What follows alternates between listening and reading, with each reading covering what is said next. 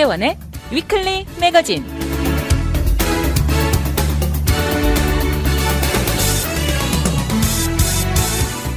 안녕하세요. 위클리 매거진의 문대원입니다. 마우이 산불로 희생자는 점점 늘어나고 있으면서 하와이에 사는 지인에게 혹시나 하면서 연락을 취해봅니다.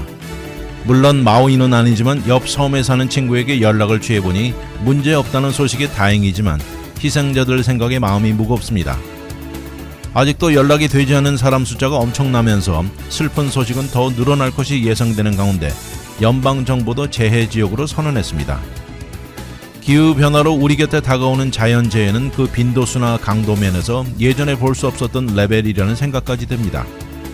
정말 이럴 때는 매번 느끼는 것이지만 인간은 자연 앞에 너무 힘없는 존재임이 새삼 느껴질 따름입니다.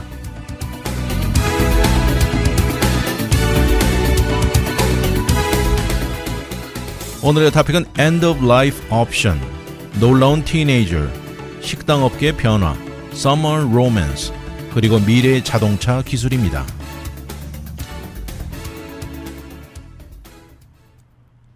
간병인의 도움을 받으면서 하루하루 어렵게 살아가는 고령의 세라 씨가 있습니다. 그녀를 침대에서 휠체어로 그리고 엘리베이터로 옮기는 작업은 매일같이 벌어지는 장면입니다. 그리고 이어서 그녀에게 필요한 장비들도 엘리베이터로 옮겨집니다. 이렇게 가운데 힘들어하는 간병인에게 그녀의 가족은 말합니다. 세라는 이번 금요일 우리 곁을 떠날 것입니다. 그때까지만 수고해 주세요. 이렇게 말하자 이것을 몰랐던 간병인 남성은 놀라면서 그렇군요 하고 고개를 수그립니다. 세라 플린트 그린버그가 이름인데요. 이 여성은 지난 9개월 동안 ALS라고 부르는 루 게릭스 디지즈와 투병해 오다가 결국 다가오는 금요일 본인 스스로 생명을 끊게 된다는 것입니다. 더 이상 옆에 있는 가족들이 할 수 있는 것은 아무것도 없습니다. 그녀의 몸은 병으로 처참하게 망가졌지만 병 진단 초기부터 더 이상 본인을 관리할 능력이 없어지면 세상을 떠나리란 생각은 그녀는 아주 분명했던 것입니다. 그날 월요일 오후 그녀는 모든 절차의 요구 조건인 담당 의사와 만나서 몇 가지 의무적인 질문에 답을 해야 합니다. 첫 번째는 그녀가 살 수 있는 기간이 6개월 미만 남았는지, 두 번째는 그녀의 생명을 끊겠다는 결정을 내리는데 정신적으로 명확한지 여부, 또 그녀가 혼자 약을 먹을 수 있는지 등 이런 질문에 답을 해야 되는 것입니다. 이어서 그녀는 월요일 내내 호흡기에 의존하면서 보냅니다. 이렇게 며칠이 지나고 수요일이 되고 다른 두 번째 의사와 상담을 하면서 의사는 그녀가 캘리포니아 End of Life Option Act에 자격이 되는지 확인하고 동의하면서 그녀는 약을 받게 됩니다. 이 약은 바로 금요일 세상과 작별할 때 복용할 것입니다. 수요일 오후가 되고 가까운 지인들이 모여듭니다. 그리고 그녀의 인생을 셀러브레이트합니다. 그녀가 세상을 떠나는 날이 가까우니까 그녀의 인생, 결혼, 자녀들, 모든 것에 대한 아름다움과 감사를 얘기합니다. 모든 사람들이 이 가운데 감정에 복받쳐 눈시울을 적십니다. 아들이 둘 있는데요. 에런과 제이콥에 이어서 유태인인 세라로 인해서 레바이도 초청됐습니다. 짧지만 그녀가 모든 사람들에게 가져다준 행복함의 선물에 모두 감사가 이어지고 있습니다. 금요일이 되고 가까운 친구 마거렛이 뉴욕에서 도착합니다. 그리고 세라 이마에 키스를 하면서 사랑한다고 말하죠. 어드리는 부엌에서 도움을 주고 있고 모여든 모든 친구들 너무 많은 도움을 주었다고 감사를 표시하고 있습니다. 그렇게 모여든 모든 사람들은 조용히 앉아있고 때로는 손을 잡기도 하는 모습입니다. 아무래도 방의 분위기는 무겁고요. 세라 씨의 숨소리를 모두 들을 수 있습니다. 그러나 모든 사람들은 저 세라의 숨소리가 조만간 멈출 것을 너무나 잘 아는 것입니다. 이렇게 다른 사람의 죽음을 눈앞에서 지켜보는 것이야말로 모든 사람들에게 생소한 것이죠. 이렇게 금요일 정오가 되고 그녀의 생명을 마감시키는 약을 복용할 때 이 동반되는 미식거리고 구토가 아주 심하다고 하는데요. 이것을 예방해주는 약을 먼저 복용합니다. 이러는 순간 두 식구는 카우치에 앉아 있고 에런은 그녀 머리맡에 또 제이콥은 반대쪽에 앉아 있습니다. 이어서 레바의 인도하에 짧게 마지막 설교가 진행되면서 모든 사람들 눈에는 눈물이 흘러내립니다. 그러나 세라시 본인은 손자, 손녀를 못 본다는 것이 아쉽다고 말하고요. 아들들이 각자 가정을 꾸리는 모습도 못 보는 것이 아쉽다고 말합니다. 또 그동안 모든 식구들에게 했던 약속 중 지키지 못하고 떠나는 것이 후회와 죄책감이 든다고 말했습니다.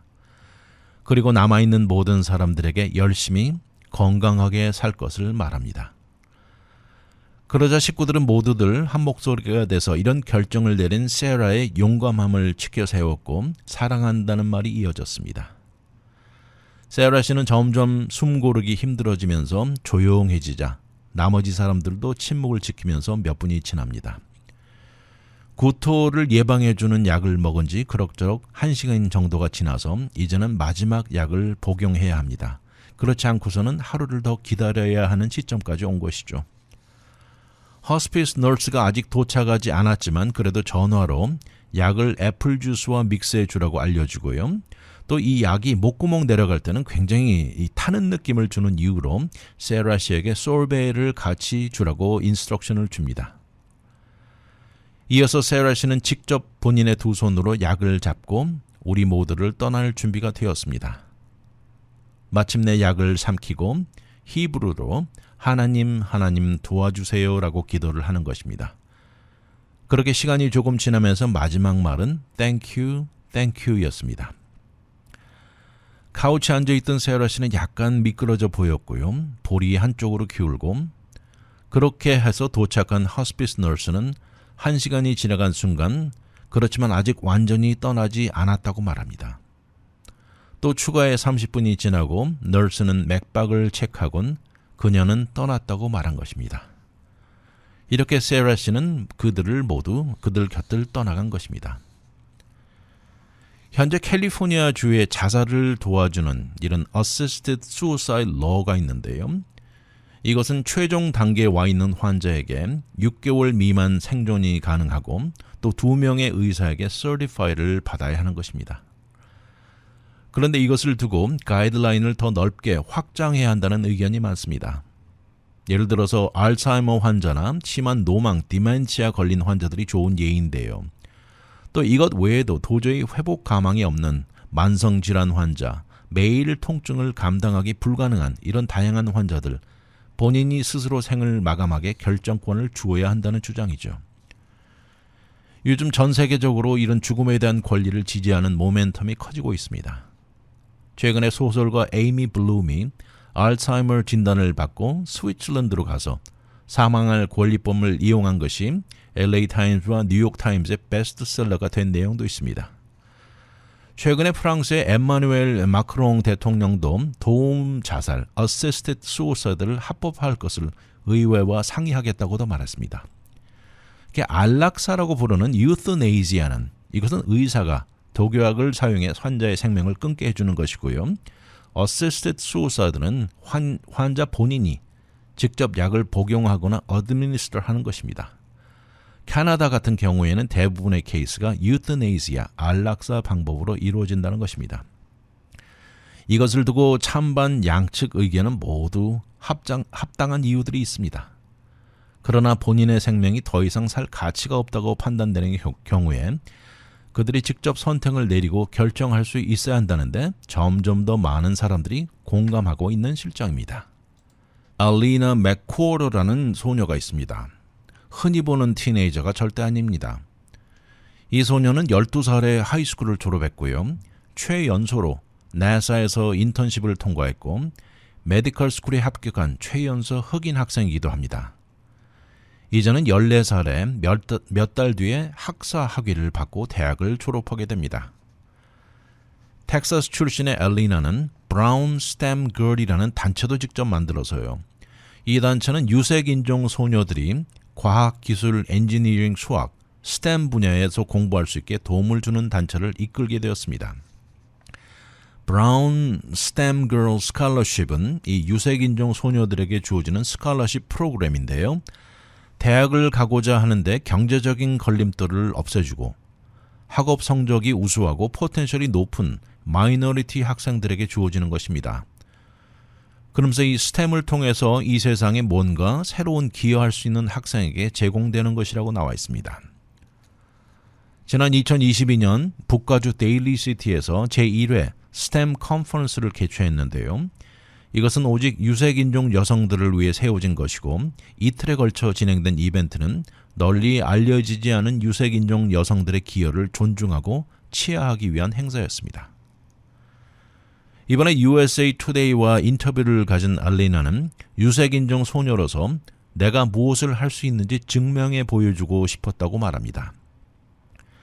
12살에 하이스쿨을 졸업하고 대학을 갈 수 있는 것을 통해서 다른 소녀들도 그들의 꿈을 이룰 수 있다고, 얼마든지 이룰 수 있다는 것을 보여주고 싶었다고 말합니다. 현재 애리조나 스테이트 유니버시티의 시니어로 있는데요. 다가오는 12월에 바이오메디컬 바이올로지컬 사이언스 전공에 글로벌 건강 부전공으로 학사 학위를 받고 졸업할 예정입니다. 본인이 4살인가 5살 당시부터 과학에 빠져 있었다고 말을 하는데 그 어린 시절에도 별을 보는 것을 너무 좋아했다고 하면서 성장하면서 알리나 어머니는 나사에 매 여름마다 데리고 다녔다는 것입니다. 이어서 2021년 이곳 파사디나에 있는 Jet Propulsion Laboratory의 인턴 프로그램에 들어갔습니다. 이것은 굉장히 거대한 기회였다고 말을 하는데 그 안에서 돌아가는 것을 모두 보면서 너무나 많은 것을 배웠다는 것이죠. 그래서 처음에는 엔지니어가 되고 싶었는데 클래스를 몇 개 택해보고는 마음이 바뀌어서 Biological Science로 추구하기로 결정했다는 것입니다. 이전에 University of Alabama 의과대학에 합격했지만 그렇지만 소녀는 연구에 더 관심이 있으면서 다른 학교를 진학해 바이러스 면역학을 전공해서 박사 학위를 받고 싶다고 말합니다.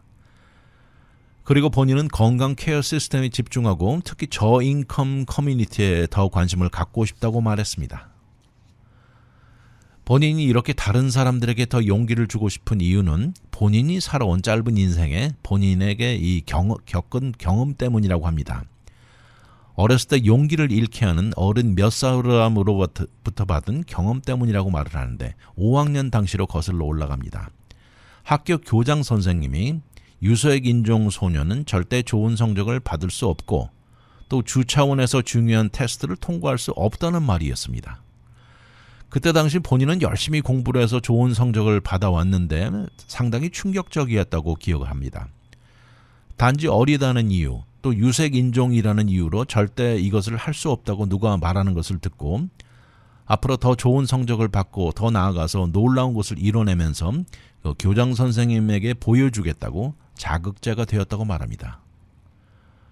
그러면서 본인은 오늘 말을 합니다. 오늘날 나는 그것을 증명하고 있다고 자신 있게 말합니다.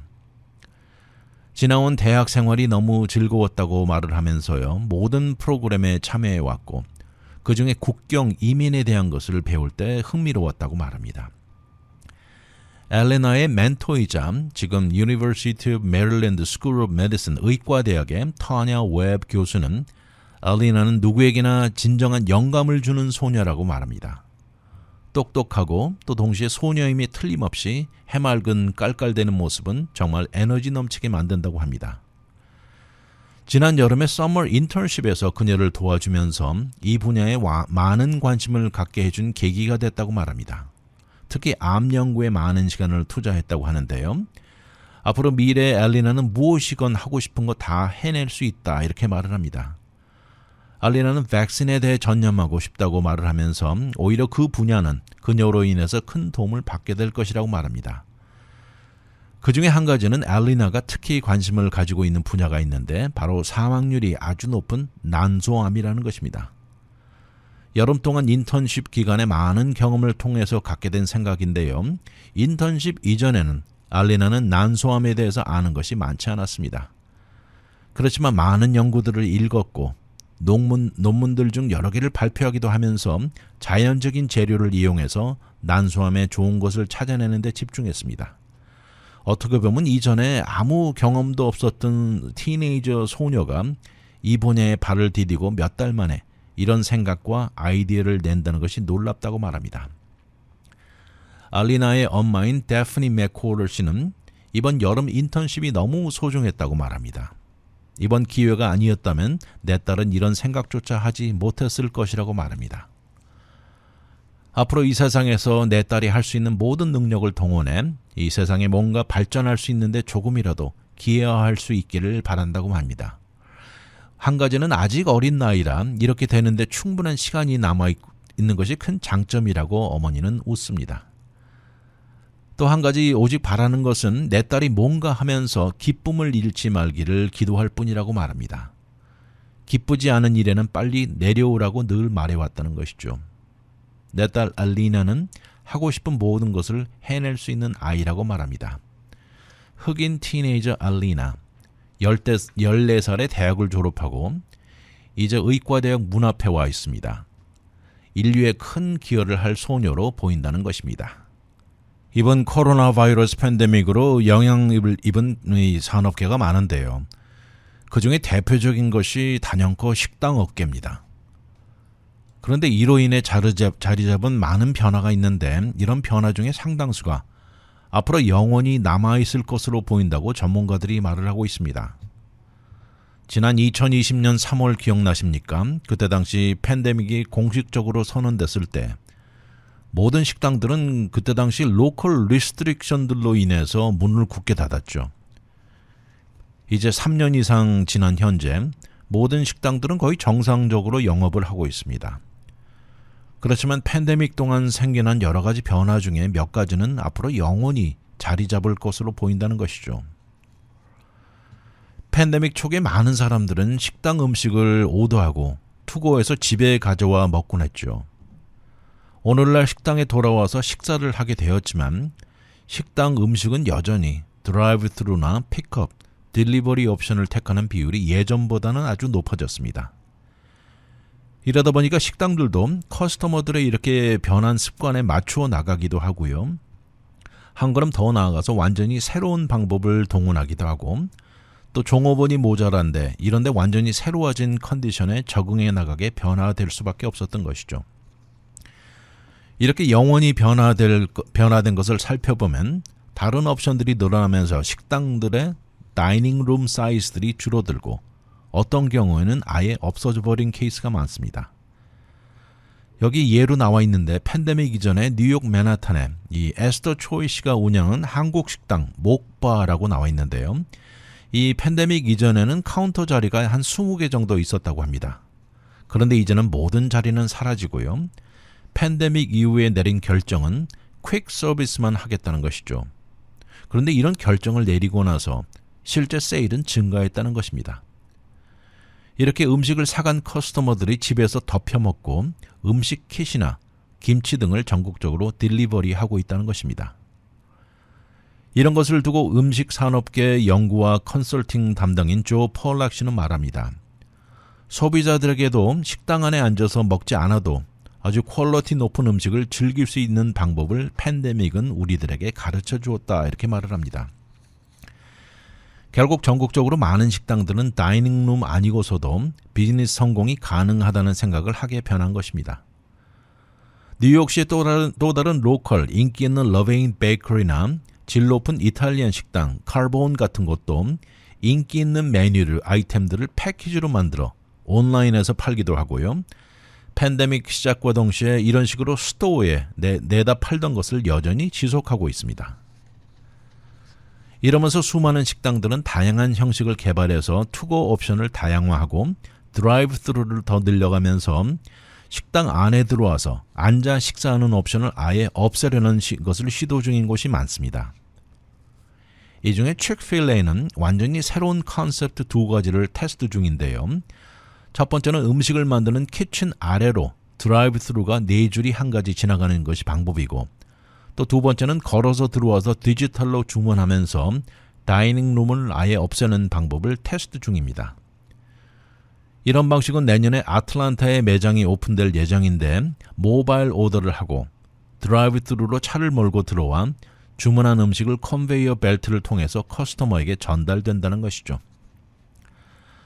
또한 타코벨도 드라이브-스루 레인 숫자와 키친 사이즈를 크게 늘려서 다이닝 공간은 전혀 없애버린다는 컨셉을 추진 중입니다. 팬데믹 이후 이제 앞으로도 수많은 식당들에게 이런 딜리버리는 생명줄같이 변했습니다. 그러니 여기 들어가는 비용이 너무 높아서 DoorDash나 Uber Eats 등 수요가 급증할 때 그때 당시 많은 식당들에게 유일한 옵션은 딜리버리였습니다. 심지어 그 전에 딜리버리를 전혀 하지 않았던 식당들도 초이스 없이 할 수밖에 없었던 것이죠. 그러면서 높은 커미션을 떼어줄 수밖에 없었습니다. 그러다 보니까 이런 것이 힘든 일부 식당들은 커미션 비율이 비교적 낮은 소규모 회사들에게 의존하기도 했고요. 그렇지만 이제 딜리버리는 식당 비즈니스의 중요한 옵션으로 자리 잡았습니다. 그러나 여전히 많은 식당들은 순이익 차원에 이런 제3자 딜리버리는 힘든 옵션이라고 말을 합니다. 그래서 상당수 식당들은 주말이나 바쁜 시간에는 딜리버리 액세스를 꺼놓기도 합니다. 이런 트렌드는 팬데믹 이전에 주로 딜리버리를 하던 식당에게는 반대로 아주 힘들게 변해버린 것입니다. 예전에 딜리버리 하면 그 대명사가 이 도미노스 피자가 대명사였는데 딜리버리 경쟁이 치열해지면서 도미노스는 딜리버리 운전사를 찾기 너무 힘들게 변한데 어려움을 호소했습니다. 그러면서도 줄곧 제3자 딜리버리 회사를 거부하면서 고집을 부려왔죠. 그러나 도미노스도 결국 항복 깃발을 들고 말았습니다. 최근에 우버 이츠 그리고 포스트메이츠와 딜을 체결했는데 이제 도미노스에 주문하는 플랫폼에 들어가면 이것들이 나타나 있습니다. 식당이 원하든 원치 않든 이제 식당 산업의 딜리버리는 거의 의무적이라고 나와 있습니다. 현재 딜리버리에 들어가는 비용이 터무니없이 높아져서 앞으로 딜리버리 사용하는 커스터머들 다소 줄어들 것으로 예상되는 가운데 줄어들지는 몰라도 그렇지만 이것이 절대 사라지지는 않을 것이라고 합니다. 이미 많은 커스터머들이 이런 것을 이용하기보다는 드라이브-스루나 픽업 옵션을 선호하게 변해가고 있습니다. 또 한 가지는 영원히 변화된 것인데 이렇게 식당업을 떠난 종업원들이 너무 많다는 것입니다. 여전히 식당에는 포지션이 남아도는 현실인데요. 팬데믹이 선언되고 3년이 조금 넘게 지난 현재 미국 식당의 팬데믹 이전보다 6만 4천 개 포지션이 아직도 비어 있다는 것입니다. 앞으로 많은 식당들은 이런 노동력의 변화에 적응해야 할 것입니다. 이런 한 예로 오레곤주의 포틀랜드에 한 식당이 있는데요. 식당 이름이 캐치카입니다. 이 식당의 주인은 바니와 이스라엘 모랄레스 부부인데 식당 안에 팁을 완전히 없앴다고 합니다. 그리고 모든 종업원들의 미니멈 페이가 시간당 $25로 시작합니다. 이 모든 경비 해결을 위해서 모든 손님들에게 누구나 할 것 없이 의무적으로 22%의 서비스 피를 매기고 있습니다. 또 뉴욕시의 식당과 바인 다나 역시 팬데믹 당시에 문을 닫았다가 이제 새로 문을 열었는데 이제 포맷이 완전히 바뀌었습니다. 새로 문을 열고는 종업원들이 소유주가 되는 Worker-owned Cooperative로 형식이 바뀌었다는 것입니다. 거기다 종업원 유지하기 위해서는 미니멈 웨이지를 크게 올렸다고 말합니다. 결국 식당 산업계, 사람들에게 예전보다 한층 더 좋은 직업이라는 이 직업 커리어라는 인식이 자리 잡기 전에는 사라진 수많은 종업원들이 돌아오지 않을 것이라고 전문가들이 말하고 있습니다. 어려운 팬데믹 가운데 나타난 방법과 변화들이 이제는 영원히 자리 잡게 되었습니다.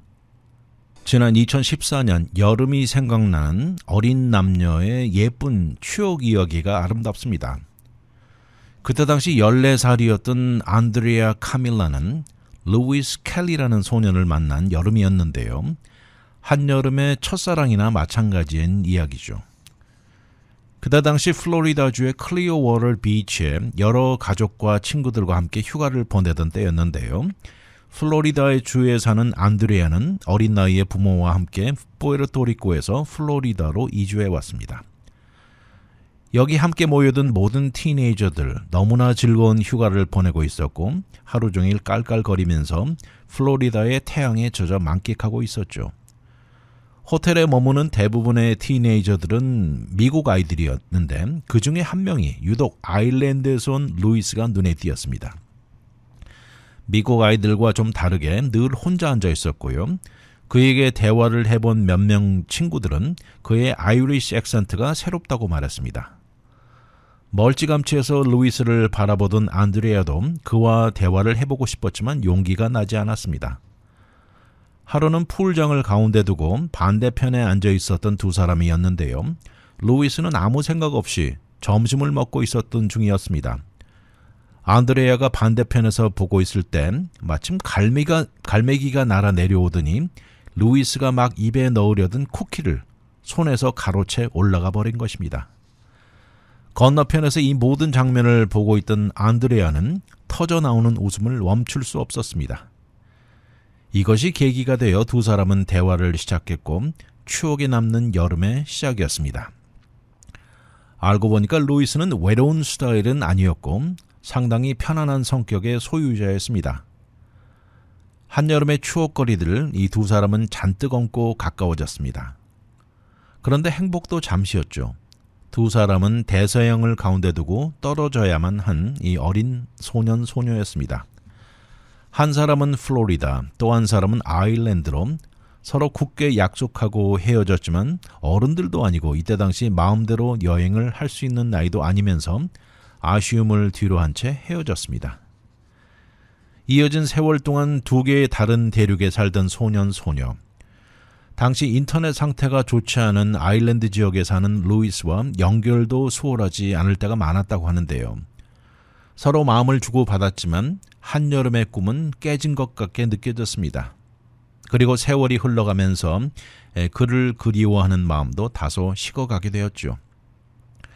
이렇게 4년이란 세월이 흐르고 2018년 안드레아가 18살이 되고 하이스쿨을 졸업했고요. 루이스는 20살이 되던 해 더블린 시티 유니버시티에 재학 중이었습니다. 뒤를 돌아보면 두 사람 관계가 어떻게 시작되었는지 모르지만 두 사람 간에 갑자기 이때 와서 서로 연락이 다시 달아오르기 시작했습니다. 이렇게 두 사람은 플로리다와 아일랜드를 번갈아 가면서 방문하자고 약속했고요. 그래서 루이스는 2018년 7월 플로리다행 비행기 예약을 했던 것이죠. 4년 만에 다시 만나게 된다는 두 사람은 어느 정도 기대도 되면서 가슴이 조금씩 떨리기 시작했습니다. 과연 공항에서 마주치면 서로 달려가 부둥켜 안고 좋을까? 여러 가지 두 사람은 머릿속에 생각만 가득 찼습니다. 그런데 놀랍게도 막상 공항에서 만났을 때 두 젊은이들은 생각보다 쿨하게 마주했다는 것이죠. 처음에는 솔직히 상당히 어색하기도 했지만 시간이 지나면서 옛 생각이 솔솔 솟아오르기 시작했습니다. 안드레의 아버지가 소유하고 있는 바닷가 집에 머무르게 된 루이스는 밤하늘의 별을 보면서 몇 시간을 대화했고 서로 정말 편안하게 변해간 것이죠. 한 가지 놀라운 우연의 일치는 그날 밤이 2018년 7월 13일로 Friday the 13th였습니다. 그리고 가만히 곰곰이 생각해보고 계산해보니까 오랜 옛사진들을 보면서 찾아보니까 놀랍게도 두 사람이 2014년 처음 만난 날도 Friday the 13th였다는 것이죠. 신기한 우연의 일치라면서 다른 사람들에게는 이 날이 unlucky day일지 몰라도 우리에게는 가장 럭키한 날이라고 웃습니다. 이렇게 며칠이 지나면서 두 사람은 다시 가까워졌고요. 루이스가 아일랜드로 돌아가야 하는 날이 다가오자 안드레아는 똑같은 일이 벌어진다는 생각에 도달했습니다.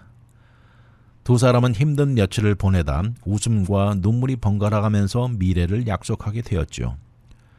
그러나 당장 다음해 2019년에 가서도 물론 서로 약속은 했지만 두 사람은 중간에 거리를 두고 여전히 힘든 시간을 보낼 수밖에 없었습니다. 결국 참다 안드레아는 아일랜드로 갔고 거기서 비자가 허용되는 3달 동안 머물게 되었고요. 루이스 부모님도 안드레아를 좋아했다는 것이죠. 그리고 비자 만기로 플로리다로 돌아오자 이번에는 루이스가 반대로 플로리다주로 와서 안드레아 집에서 머무르고 이 패턴이 몇 번 반복됐습니다.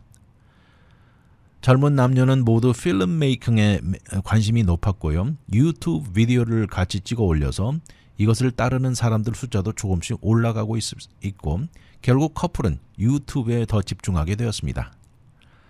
이렇게 팬데믹 기간 동안 두 사람은 유럽 곳곳에 백패킹을 다니면서 비디오는 큰 인기를 끌기 시작했습니다. 이들은 결국 올해 2023년 1월에 들어서 결혼에 성공했습니다. 역시 Friday the 13th였습니다. 뒤를 돌아보는 안드레아는 우리가 처음 만난 날 이렇게 되는 것이 운명이었는지 모를 일이라고 말합니다. 처음 만난 날부터 내 모든 가족과 친구들과 함께 시작된 우리의 인연은 영원할 것이라고 말합니다. 이제 결혼 생활이 몇 달째 접어들면서 두 젊은이는 미래를 상상합니다. 이들의 미래는 여행으로 가득 찰 것이라고 말을 하는데요. 다가오는 9월부터는 구입한 오래된 미국 스쿨버스를 개조한 것을 몰면서 미국 본토 48개 주를 차례로 방문할 계획을 세우고 있습니다. 이들은 장기적으로는 미국, 푸에르토리코, 아일랜드 세 군데 시간을 나누어 생활할 계획이라고 하면서 물론 유튜브에 모두 올릴 것이라고 말합니다. 이제 안드레아는 23살, 루이스는 25살로 너무나 젊고 활기찬 나이입니다. 그러함에도 내년이면 그들이 만난 첫 여름이 어언 10년 애니버서리가 되는 해입니다. 올해는 14살과 16살 먹은 아이들이 나중에 결혼했다는 사실을 들으면 어떨까 생각하면서 웃는다고 합니다. 아무리 생각해봐도 오늘이 믿어지지 않는다고 하면서 마치 마술 같은 결과라고 합니다. 그리고 동시에 중간에 서로 떨어져 있던 4년이란 세월, 또 생각지 않게 다시 만나게 된 계기, 그러나 결국 멀리 떨어져 있던 두 사람이 서로를 찾고 말았다고 깔깔댑니다. 어린 소시적, 친구에서 부부가 된 젊은 커플의 이야기가 상당히 귀엽고 신선하기만 합니다. 다른 것도 다 그렇습니다만 요새 자동차 산업계 엄청나게 빠르게 변해가고 있죠. 점점 늘어나고 있는 전기자동차에 이제는 각 자동차 회사에서 이 수많은 전기자동차 모델들이 쏟아져 나고 있는 현실이죠. 이제는 완전히 이렇게 새로워진 기대치에 모든 것이 적응해 가고 있는 시점입니다. 그렇다면 앞으로 나올 미래의 자동차 기술들은 우리를 더 놀라게 만들 것은 시간 문제이죠. 상당수 기술이 현재는 개발 단계에 있지만 그렇지만 앞으로 우리 곁에 다가올 몇 가지 기술이 있어서 소개해드립니다. 첫 번째는 도요타가 내놓을 배터리 기술인데요. 이 자동차의 미래는 전기 자동차라고 해도 과언은 아닌 시점에 현재 배터리에는 한계점이 있죠. 두 가지 문제가 있는데 한 번 충전해서 갈 수 있는 거리, 레인지가 하나이고 또 하나는 이것을 충전하는데 걸리는 시간입니다. 이번에 도요타가 내놓은 획기적인 Solid State Battery는 이런 문제를 해결한다는 것이죠. 현재 이들이 내놓은 기술로는 배터리 무게나 사이즈를 50%나 줄이고요. 가격도 한층 저렴하다고 나와 있습니다. 이것이 과연 상업적으로 성공할지는 두고 볼 일이지만 만약 이것이 성공한다면 한 번 충전에 745마일까지 갈 수 있고 충전 시간도 10분 미만으로 기대하고 있습니다. 도요타는 빠르면 2025년까지 배터리 커스터머들에게 가능하다고 말하고 있습니다. 두 번째는 라이볼트 회사가 내놓은 것인데요. 이것은 도요타보다 더 적게 걸립니다. 6분 만에 충전이 가능하다고 하는데 영국의 스타트업 회사입니다.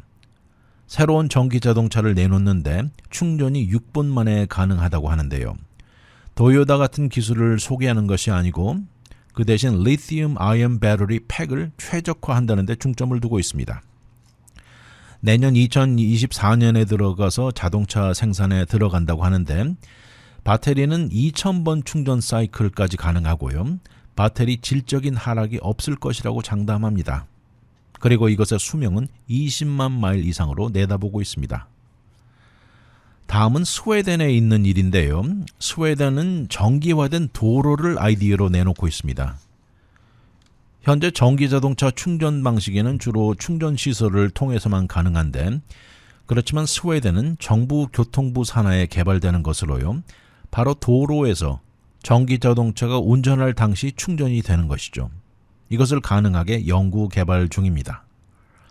현재 개발의 초점은 트럭이나 상업용 자동차에 맞춰져 있다고 하는데 그렇지만 이런 네트워크의 승용차도 혜택을 받게 될 것이라고 내다봅니다. 처음에 이것을 시도할 도로도 이미 선정된 상태이고요. 도로에서 충전되기 위한 기술 방법을 두고 아직도 이견이 오고 가고는 있습니다. 현재로서는 머리 위로 지나가는 케이블 네트워크가 제일 설득력이 있어 보인다고 하는데 만약 이 시스템으로는 승용차는 사용이 어렵다는 의견도 앞섭니다. 그리고 정부 지휘 아래 배터리 사이즈도 이 70%까지 줄이는 데 노력을 하고 있습니다. 그 다음은 맥머트리 회사입니다. 이 회사가 내놓은 자동차는 신기록 이 속도 자동차인데요. 바로 이들이 내놓은 모델이 스펄링이라는 모델 자동차를 내놓았는데 무려 1000마력을 자랑합니다. 그리고 자동차 가격은 100만 달러를 넘어가고 오직 100대만 생산합니다. 이 자동차는 특유의 팬 시스템을 이용해서 4,400파운드로 이 자동차를 아래로 누르는 힘이 작용합니다. 마치 자동차가 도로에 이 껌딱지처럼 달라붙게 해주는 것인데 그 어떤 자동차도 이런 것이 불가능하죠. 이런 차원의 자동차 퍼포먼스는 입이 벌어지게 만드는데요. 시속 0에서 60마일까지 단 1.4초면 됩니다. 다음은 루마라는 회사인데 이것은 자체 내 페인트 보호 필름을 내놓았습니다. 우리가 차를 몰고 다니면서 자동차 바디에 스크래치가 가거나 페인트가 벗겨지는 것 마음에 들지 않죠. 그런데 이 회사는 페인트를 보호하고 기술을 개발해서 이 페인트가 홀로 고쳐진다는 셀프 힐링이 된다는 것이죠. 특수한 풀 글루를 인해서 이것이 가능하다고 하는데 자동차에 스크래치가 나고 나면 몇 분 지나면 원래 오리지널 상태로 돌아간다는 것입니다. 이것은 이미 몇 개 마켓에 나와 있다고 하는데요. 특히 가격대가 높은 자동차 소유자들에게는 특별히 더 가치가 있을 것이라고 강조합니다. 이 다음은 전기자동차 회사 피스커입니다. 이 피스커는 테슬라 경쟁의 전기자동차 회사인데요. 그들은 앞으로 자동차 지붕 위에 태양열 충전으로 1년에 1500마일까지 추가 레인지를 줄 것이라고 강조합니다. 특히 이런 것이 태양이 강한 지역에서는 이것도 더 높아진다고 주장하는데 평균적으로 미국인이 1년에 운전하는 거리가 13,476마일이라고 나와 있는데 현재로서는 이 중에 10% 정도를 도와주는 격이죠. 그렇지만 앞으로 기술이 발전되면서 이것의 비율은 크게 올라간다는 주장이 있고 더 나아가서 미래에는 충전이 아예 필요하지도 않은 시절이 올 가능성도 있다고 주장합니다. 다음은 BMW가 내놓은 것인데 이 자동차 차체 색깔이 바뀌는 자동차죠. 이건 작년 2022년 CES에서 이미 선보인 것인데 BMW의 E-잉크 페이퍼는 자동차 바디 색깔이 변하게 이것이 가능하게 해줍니다. 이것의 가장 큰 장점으로 내세우는 것은 뜨거운 여름 날씨에 이것이 흰색으로 변하게 해서 햇빛을 반사하게 해주고 에너지를 절약한다는 데 강조를 하고 있습니다. 현재는 더 다양한 색깔을 개발 중이라고 하네요. 다음은 미슐린입니다. 타이어 회사 미슐린이 개발 중인데 이 타이어가 공기를 넣지 않아도 되는 타이어를 내놓았습니다. 자동차 산업의 모든 분야에 획기적인 발달과 이 대조되게 사실 타이어 기술은 지난 몇십 년 동안 크게 변화가 없었습니다. 공기로 찬 타이어, 못이나 스크루가 박히기 일쑤고요. 많은 사람들이 불편을 겪어오죠. 근데 이번에 공기가 없는 타이어를 내놓았는데 이 모든 문제를 해결한다는 것입니다. 현재 내놓은 프로토타입을 두고 많은 타이어 회사들이 테스팅 중인데 현재로서는 오직 미슐린만이 도로 위에 샘플을 내놓은 상황입니다. 2023년 초 공기가 없는 첫 번째 타이어가 싱가포르에서 DHL 딜리버리 트럭에 사용됐다고 하는데요. 수많은 데이터가 지금 모아지고 있습니다. 타이어 안쪽에 글래스 파이버로 강화된 플라스틱으로 상당히 플렉서블하게 디자인된 구조이고요. 이것은 안쪽이 장식되고 있어서 날카롭고 뾰족한 스파이크나 거친 지형을 달려도 터질 염려가 없다는 것입니다. 미슐린은 이것이 일반 커스터머들에게 제공되기 일보 직전까지 기술이 왔다고 말하고 있습니다. 아무튼 다양한 미래형 자동차 기술들이 줄줄이 쏟아져 나올 예정입니다.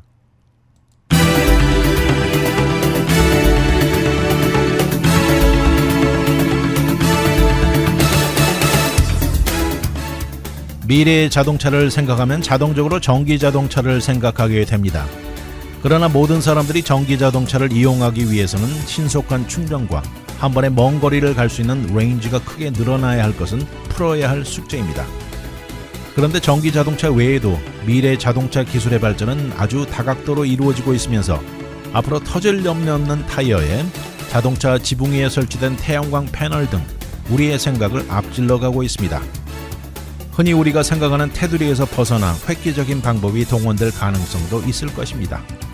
정부 차원의 리드하에 도로를 달리면서 동시에 전기자동차 충전이 이루어질 수 있다는 생각은 정말 기발하다는 생각입니다. 위클리 매거진은 인터넷을 통해 다시 들을 수 있습니다. radiokorea.com에 들어와 다시 듣기를 누르시고 편안한 시간에 들으십시오. 또한 위클리 매거진을 유튜브에 들어와 RKTV1540을 통해서도 들을 수 있습니다. 지금까지 위클리 매거진 진행의 문대원이었습니다. 감사합니다.